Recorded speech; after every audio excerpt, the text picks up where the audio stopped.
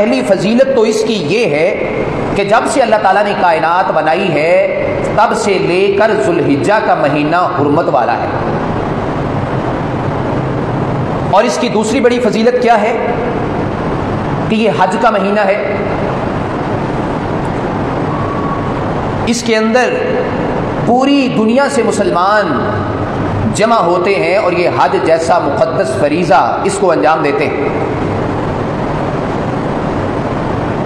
اس اعتبار سے بھی چونکہ حج ایک ایسی عبادت ہے کہ حج مقبول، حج مبرور کا بدلہ جنت ہے۔ جس کو اللہ تعالیٰ نے یہ موقع دے دیا، اس کو اللہ تعالیٰ نے استطاعت اور قوت دے دی کہ اس نے حج بیت اللہ کر لیا ہے فریضہ سمجھتے ہوئے اللہ کی رضا کے لیے، اور وہ اللہ کی بارگاہ میں قبول بھی ہو گیا ہے، تو اس کا بدلہ سوائے جنت کے اور کچھ نہیں ہے۔ اللہ تعالیٰ پچھلے سارے گناہ معاف فرما دیتے ہیں، اور انسان کی، اس مسلمان کی کیفیت یہ ہو جاتی ہے جیسے آج اس کا اس دنیا کے اندر پہلا دن ہے۔ تو یہ حج جیسا مقدس فریضہ بھی اسی مہینے میں ہوتا ہے، اور وہ ابتدائی 10 دنوں میں ہے۔ تیسری فضیلت اس کی یہ ہے کہ اللہ تعالیٰ نے، بعض مفسرین کے نزدیک اللہ تعالیٰ نے ذوالحجہ کے ابتدائی 10 دنوں کی قسم کھائی ہے۔ سورہ الفجر میں اس کا تذکرہ ہے، والفجر ولیال عشر، قسم ہے فجر کی اور 10 راتوں کی قسم۔ اکثر مفسرین کا یہ نقطہ نظر ہے کہ یہ جو 10 راتوں کا تذکرہ ہے، ان 10 راتوں سے مراد یہ ذوالحجہ والی راتیں ہیں، یہ اس کے پہلے 10 ایام ہیں۔ اور چوتھی اس کی فضیلت یہ ہے کہ اعمال صالحہ جو ہیں، نیک اعمال جو بھی ہم ان 10 دنوں میں کریں گے وہ دیگر دنوں کے مقابلے میں زیادہ فضیلت اور اہمیت رکھنے والے ہوتے ہیں۔ جس طرح مہینوں میں ماہ رمضان افضل ہے، راتوں میں شب قدر ہے، اسی طرح دنوں میں، عشروں میں عشرہ ذوالحجہ افضل ہے، اور ماہ رمضان کا جو آخری عشرہ ہے اس کی بھی بہت زیادہ فضیلت آئی ہے احادیث میں۔ تو اس کا محدثین نے جواب یہ دیا ہے کہ ماہ رمضان کا جو آخری عشرہ ہے اس کی راتیں سب سے افضل ہیں، اور جو عشرہ ذوالحجہ ہے اس کے دن سب سے افضل ہے۔ یہ اپنے دنوں کے اعتبار سے زیادہ فضیلت والا ہے، اور جو آخری عشرہ ہے ماہ رمضان کا وہ اپنی راتوں کے اعتبار سے زیادہ فضیلت والی ہے۔ اس میں 5 طاق راتیں بھی ہیں، اور انہی 5 طاق راتوں کے اندر ایک رات جو ہے وہ شب قدر ہوتی ہے، جس کی عبادت 1000 مہینے کی عبادت سے بہتر ہے۔ بہرحال اس کے اندر جو بھی نیک عمل کیا جائے گا وہ دیگر دنوں کے مقابلے میں اللہ تعالیٰ کو بہت زیادہ پسندیدہ ہے۔ اب اعمال صالحہ کی ایک لمبی لسٹ ہے، نیک اعمال کون کون سے ہیں، اس کے اندر سب سے پہلے اگر ہم اس کو دیکھنا چاہیں، نماز ہے، روزہ ہے، صدقہ و خیرات ہے، حج ہے، عمرہ ہے۔ ان کے علاوہ بھی اگر ہم دیکھنا چاہیں تو دیگر بہت سارے نیک عمل ہیں جن کو اگر ہم بجا لاتے ہیں تو ان دنوں کے اندر کرنے سے زیادہ اجر و ثواب ملتا ہے۔ حدیث میں آتا ہے، رسول اللہ صلی اللہ علیہ وآلہ وسلم نے فرمایا کہ ان دنوں میں کیے جانے والے عمل بہت زیادہ فضیلت والے عمل ہیں، حتیٰ کہ اتنا زیادہ اس کا اجر و ثواب ملتا ہے کہ وہ آدمی جو کہ اللہ کے راستے میں جہاد کے لیے نکلا ہے، جہاد کے لیے گیا ہے، اپنا مال لے کر اپنی جان کے ساتھ اس کے راستے میں جہاد کے لیے گیا ہے، اور کچھ بھی واپس لے کے نہیں پلٹا، اس کا مال بھی قربان ہو گیا، اس کی جان بھی قربان ہو گئی، اللہ کے راستے میں شہید ہو گیا، صرف اس کا اجر و ثواب، اس کو جو اجر و ثواب ملنا ہے وہ زیادہ ہے۔ اس کے علاوہ باقی سارے اعمال صالحہ سے، نیک اعمال سے زیادہ اجر و ثواب ہے ان 10 دنوں میں نیک عمل کرنے کا۔ تو لہٰذا ان 10 دنوں میں خصوصی طور پہ ہم نے اس بات کا جائزہ لینا ہے کہ ہم کچھ تھوڑی سی زیادہ محنت کے ساتھ کچھ اپنی کوتاہی اور غفلت کو کم کریں، اور تھوڑی سی زیادہ محنت اور توجہ کے ساتھ اس کے اندر نیک اعمال بجا لائیں۔ یہ اس کی چوتھی بڑی فضیلت ہے۔ 5ویں بڑی اس کی فضیلت یہ ہے کہ اس کے اندر یوم عرفہ کا روزہ بھی ہے۔ عرفہ کے روزہ کی فضیلت اتنی ہے، حدیث میں آتا ہے رسول اللہ صلی اللہ علیہ وآلہ وسلم نے فرمایا، اور یوم عرفہ جو ہے وہ 9 ذوالحجہ کا روزہ ہے، सयाम यौम अरफा, यौम अरफा का जो रोज़ा है, अहतसिबु अलल्लाह, मैं ये अल्लाह से गुमान करता हूँ, अन युकफ्फिरु सनता अल्लती क़ब्ला वस्सनतु अल्लती बअदा, कि मैं ये अल्लाह से उम्मीद करता हूँ कि जो बंदा इस एक दिन का रोज़ा रखता है, अल्लाह ताला उसके अगले एक साल के, जो एक साल आने वाला है, जो एक साल गुजर चुका है, इन 2 सालों के गुनाहों को माफ़ कर देते हैं एक दिन का रोज़ा रखने से।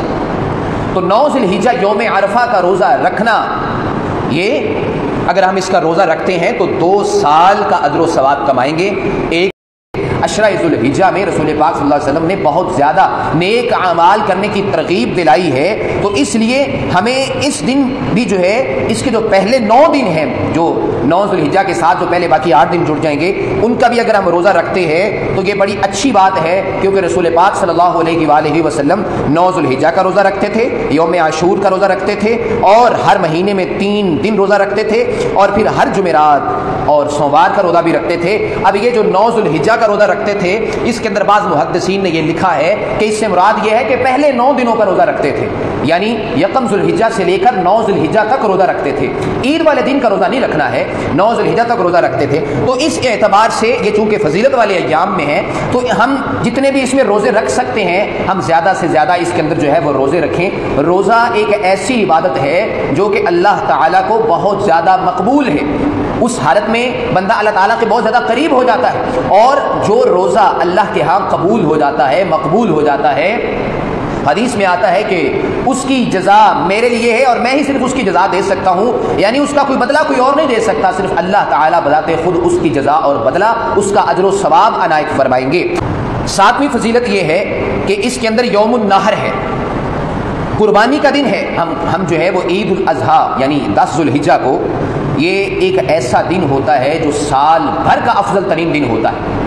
अफजल दिन होता है, ये बेहतरीन दिन होता है, दिनों में सबसे बेहतरीन दिन है, और इस दिन में सबसे अफजल काम जो है वो अल्लाह के रास्ते में कुर्बानी करना है। तो लिहाजा रसूल पाक सल्लल्लाहु अलैहि वसल्लम ने फरमाया,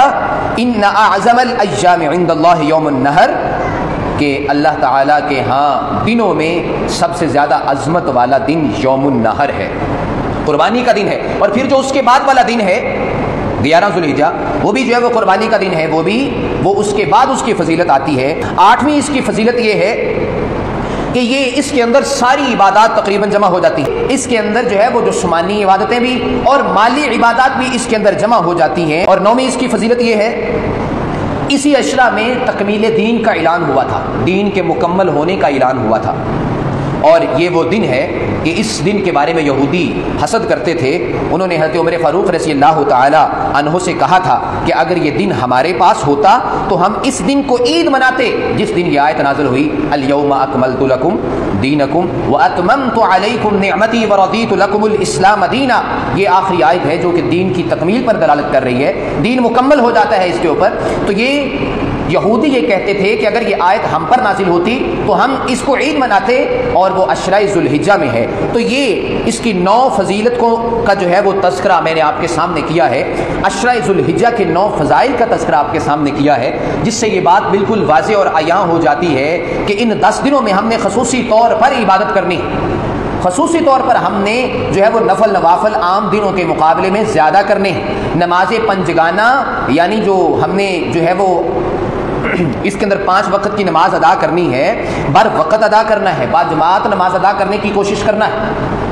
बाजमात नमाज अदा करें और नफल नवाफल ज़्यादा कर दें। सदका और खैरात अगर अल्लाह ताला ने इस्तात और क़ुव्वत दी है अपनी क़ुव्वत के मुताबिक वो ज़्यादा कर दें। और इसके अलावा इसके साथ साथ जो है वो तकबीरात का इहतमाम भी, अल्लाहु अकबर ला इलाहा इल्लल्लाह वल्लाहु अकबर वलिल्लाहिल हम्द, तकबीरात का भी इहतमाम करते रहें। असहाबे किराम रिज़वानुल्लाहि अलैहिम अजमईन जो है वो इस तरह बाज़ारों में निकल जाते थे और इस तरह बाज़ारों में ऊँची ऊँची आवाज़ में इस तरह पढ़ते थे, फिर दीगर लोग भी उसको सुनते और सुनकर वो जो है वो इन तकबीरात को पढ़ना शुरू कर देते। तो लिहाजा इन 10 दिनों को हमने ज़ाया नहीं करना है। और आखिरी और बड़ी अहम बात इन्हीं 10 दिनों के एतबार से, और वो ये है कि आज पहला दिन है,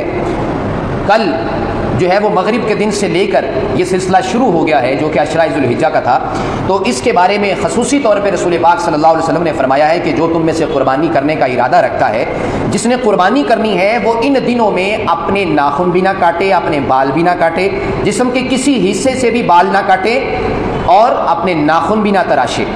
इन दिनों में ख़ास तौर पे इस चीज़ का अहतमाम करना है। जो है वो कुर्बानी का इरादा रखते हैं, कुर्बानी करना चाहते हैं, चाहे अभी तक उन्होंने कुर्बानी नहीं भी खरीदी, लेकिन कुर्बानी करने का इरादा है, तो वो इन दिनों में अपने नाखून नहीं काटेंगे, अपने बाल जो है वो नहीं काटेंगे, जिस्म के किसी भी हिस्से से ना बालों को उखेड़ेंगे ना बालों को काटेंगे, क्योंकि आप सल्लल्लाहु अलैहि वसल्लम ने फरमाया कि इनको उस वक्त काटा करें जब आप कुर्बानी कर लें, यानी ईद वाले दिन जब हमने कुर्बानी कर लेनी है और जानवर के गले पे छुरी फेर देनी है, ज़बह करने के बाद, जानवर को ज़बह करने के बाद फिर हमने अपने नाखून काटने हैं और जिस्म के इस तरह जो है वो बाकी बाल हमने उनको काटना है, या अपनी कटिंग अगर हम जो है वो करवाना चाहते हैं तो उस वक्त करवाना है। ये बड़ा अजर व सवाब का काम है, इस पर भी खुसूसी तौर पर तवज्जो देना है। तो ये 10 फजीलतें हो गई इस एतबार से जो कि मैंने आपके सामने शेयर की।